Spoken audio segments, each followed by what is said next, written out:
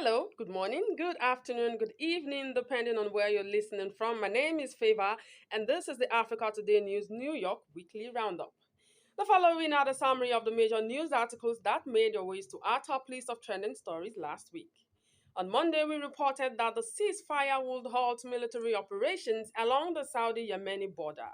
Losses followed a week that saw oil prices drop about 13%, their largest weekly drop in 2 years. Same day, we informed you that the People's Democratic Party PDP has condemned the governor of Kaduna State, Nasser El-Rufai's threat to invite foreign mercenaries for fighting terrorism in his state.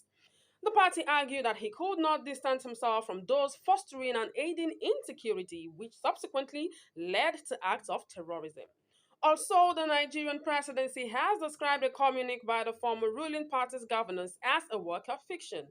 A communique issued by the PDP governors on March 23rd stated that life was better under PDP administrations from 1999 to 2015 than it is under the APC.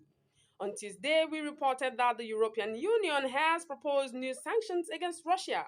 The measures followed reports of civilian deaths in seized Ukrainian towns. Measures included a ban on the importation of coal and a total ban on Russian energy imports. Ukraine said more needs to be done to stave Russia's war machine. On Wednesday, we reported that the APC has taken over the media center at its national secretariat in Abuja. The whole idea or plan behind the takeover is basically for the 2023 forthcoming presidential election. No justification was given for the action, but Senator Adamu had advised journalists to exercise caution. On Thursday, Africa Today News New York gathered that the United States Senate was set to vote on Thursday to confirm George Ketanji Brown Jackson to the Supreme Court. Jackson will be the first black woman on the nation's top court. Republicans attacked Jackson, accusing her of being a liberal activist and soft on crime.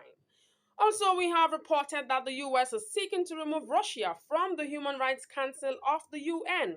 There were reports of severe human rights violations committed by Russian troops in Ukraine. The Council's laid down rule insists that to suspend a country, two-thirds of the 47 members must vote in favor. Abstentions do not count.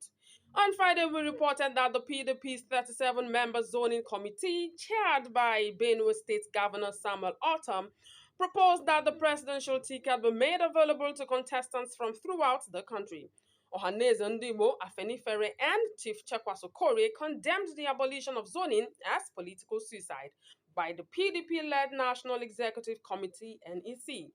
Okore argued that the only way forward for Ndibo was for them to unify behind the All Progressive Grand Alliance (APGA), claiming that it was the only party that could guarantee them a presidential ticket in 2023. On Saturday, we informed you about the expository teaching on Oji, otherwise known as Iroko 3, by the African traditionalist and spiritualist Dibia Nnemeka Uchendu. The Dibia revealed that Oji is an ancestral spirit that is in charge of wealth in a family or kindred. She posited that some families had been deceived into cutting Oji trees down or neglecting those spirits, thereby getting poorer day by day. In addition, she urged Africans to follow their own paths and stop allowing Western religions and ideological ideologues to lead them astray. That's been it for the weekly news roundup. My name is Favor Aham. Thanks for watching.